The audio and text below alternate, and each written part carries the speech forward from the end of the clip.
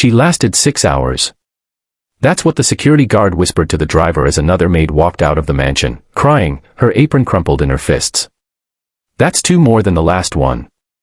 The mansion stood tall, white pillars gleaming in the California sun, but inside, it was anything but warm. It wasn't haunted by ghosts, but by grief, silence, and 3 children with hearts too broken to speak kindly. And that's where this story begins. If you're watching this, don't forget to like and subscribe. You're not just joining a story, you're joining a family. And this one is going to stay with you. Elliot Marks wasn't supposed to be standing there. A single dad, war veteran, ex-Marine with more scars inside than out, wasn't anyone's idea of a nanny, or even a temporary housekeeper. But desperation does strange things. His daughter, Lily, was 9. Smart, gentle, battling asthma, and recovering from a trauma of her own, losing her mom to cancer last year. He needed the job. Not for pride, but for survival. So when the agency called and said, "You'll be working for Christopher Wellingham, the billionaire." Be warned, the kids go through Maids like paper towels, he didn't flinch. He simply said, "When do I start?" The first time he walked into the Wellingham estate, the butler looked him up and down like a misplaced toolbox. "You were in the Marines?" the man asked, unimpressed. "Yes. And now you clean." "I do what I have to. You'll see I'm good at it." The butler nodded, reluctantly. "Good luck. You'll need it." The children met him in the grand hall, standing on the marble floor like 3 angry statues. Emma, 13, with her arms crossed and a permanent scowl. Dylan, 10, who didn't look up from his tablet once. And Zoe, just 5, who screamed at the top of her lungs and threw a juice box at his boots. Not one of them said hello. Elliot didn't flinch. Instead, he knelt beside Zoe, wiped his boot, and said, "Good throw. You've got an arm." "Ever thought about baseball?"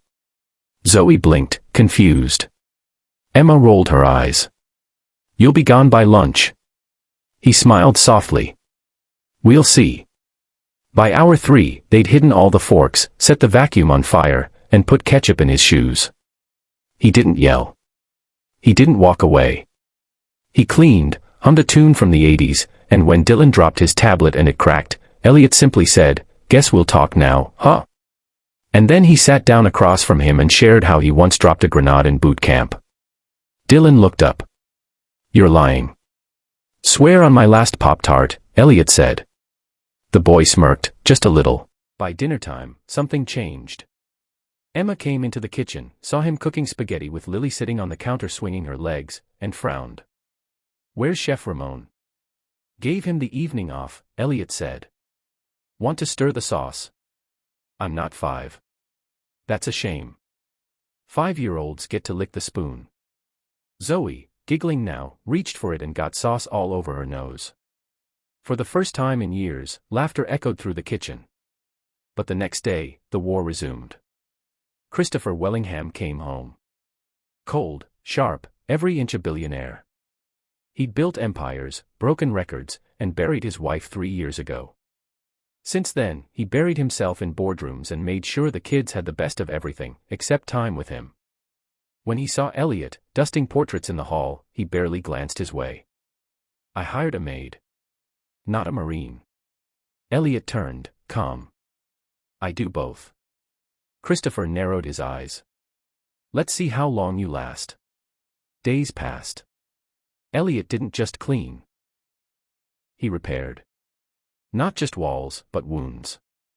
He taught Dylan how to fix a bike chain. He helped Emma with her science project, using a story about explosions and jelly beans. He taught Zoe how to tie her shoes using a song he made up with Lily. And slowly, cracks formed in the silence. Giggles crept in at bedtime. Lily started calling Emma her, almost big sister.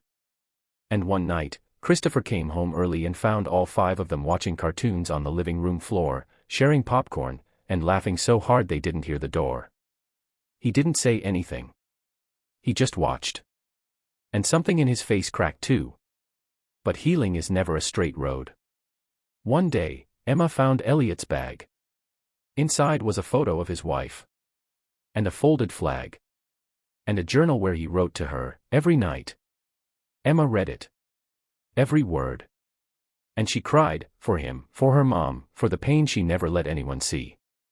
That night, she left the journal on his bed with a note. Your wife would be proud. We are too. Elliot never mentioned it. But the next morning, he made pancakes shaped like hearts. Emma hugged him. No words. Just warmth. Weeks later, Christopher sat down across from Elliot in the garden. I don't understand, he said softly. They drove out nannies trained in child psychology. What did you do? Elliot looked up from watering the roses. I listened. I treated them like people. Not broken things. Christopher nodded slowly. Stay. Name your price. Elliot smiled. I'm not for sale. But I'll stay. For them. And so, the mansion changed. It wasn't just full of luxury, but love. Zoe stopped screaming. Dylan started talking. Emma started writing again. And Lily had 3 new siblings. One night, Christopher sat with Elliot on the balcony and asked him, do you ever miss the battlefield? Elliot looked at the garden below, where the kids were chasing fireflies. Every day, he said. But this is where the real battles are won.